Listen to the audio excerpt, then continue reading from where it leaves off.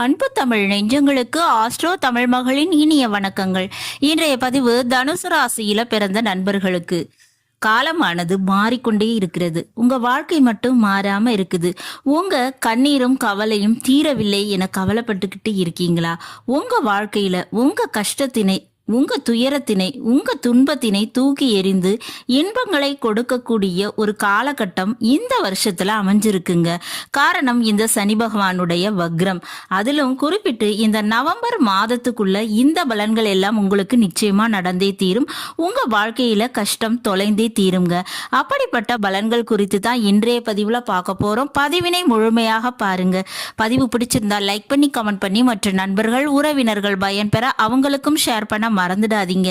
இதுவரை நம்முடைய ஆஸ்ட்ரோ தமிழ் மகள் சேனலை சப்ஸ்கிரைப் பண்ணாத நண்பர்கள் சப்ஸ்கிரைப் பண்ணி கூடவே தெரியுற பெல் ஐகானை கிளிக் பண்ணி ஆல் ஆப்ஷன்ஸும் செலக்ட் பண்ணி வச்சுக்கோங்க. ஏற்கனவே நம்முடைய சேனல்ல தனுசு ராசியில பிறந்த நண்பர்களுக்கான குரு பயிற்சி பலன்கள் பதிவு செஞ்சாச்சு. பதிவினை பார்க்க விரும்புறவங்க சேனலை விசிட் பண்ணி தெரிஞ்சுக்கோங்க. தனுசு ராசியில பிறந்த நண்பர்களே, உங்களுடைய தனுசு ராசிக்கு 2ஆம் வீட்டுக்கும் 3ஆம் வீட்டுக்கும் அதிபதி தாங்க சனி பகவான். அவர் இப்ப கும்ப ராசியில இருக்காரு. வருகிற ஜூன் மாதம் 30ஆம் தேதி வக்ரம் அடைகிறார்.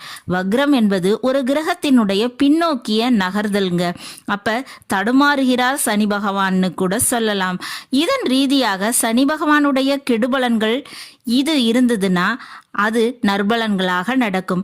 அதே நேரத்துல சனி பகவான் நற்பலன்கள் கொடுத்துக்கிட்டு இருந்தார்னா அது கெடுபலன்களாக மாறி நடக்கும். இப்படிப்பட்ட நிலைப்பாட்டுல தனுசு ராசியில பிறந்த உங்களுக்கு 3ஆம் வீட்டுல முயற்சி ஸ்தானத்துல அமர்ந்திருக்கக்கூடிய சனி பகவான் தனது 3ஆம் பார்வையாக 5ஆம் வீட்டை பார்த்து கொண்டு இருக்கிறார். அதன் ரீதியாக காதல், திருமணம், குழந்தை பாக்கியம் இது எல்லாத்துலயும் இருக்கக்கூடிய பிரச்சனையானது இனி தீர்ந்து போயிடும். இதனால் வரை இதுல எல்லாம் பிரச்சனை இருந்திருக்கும். இப்ப அதுல இருந்து விடுதலை பெற போறீங்க. அதுவும் நவம்பர் மாதத்துக்குள்ள நடக்க போகுதுங்க. ஆமாங்க, கிடைக்காத குழந்தை பாக்கியம் இனி கிடைக்கும். உங்களுடைய பேச்சினை கேட்காத பிள்ளைகள் இனி உங்க பேச்சினை கேட்பாங்க. பிள்ளைகளுடைய பிரிவு, காதல் துணையின் பிரிவு, வாழ்க்கை துணையின் பிரிவு இதெல்லாம் இனி சரியாயிடும். அந்த உறவுகள் இனி உங்களை புரிந்து கொள்வார்கள். திருமணம் கைகூடி வரும். உயர்கல்விக்கு உரிய வாய்ப்புகளும் இருக்குங்க. புதிய கலை, புதிய அறிமுகம், புதிய வாய்ப்புகள் என அனைத்துமே உங்களை புது வாழ்க்கையை நோக்கி பயணிக்க வைக்கும். உங்களுடைய பெயர் புதிதாக மாறுங்க. குடும்பத்துல நிச்சயமா வாரிசு கிடைக்கும். அடுத்தபடியா பார்த்தோம்னா இந்த சனி பகவானுடைய நேரடி 7ஆம் பார்வை அத சிம்ம ராசியில அமையுதுங்க.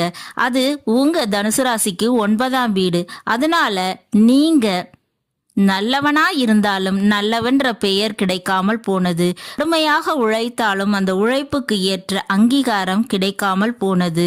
ஒரு நிறுவனத்திலும் சரி, ஒரு சமூக சேவை செய்தாலும் சரி, அந்த இடத்துல பெயர் கிடைக்காமல் போனது. அப்படிப்பட்ட பேரும் பதவியும் புகழும் பட்டமும் இனி உங்களுக்கு கிடைக்கும்.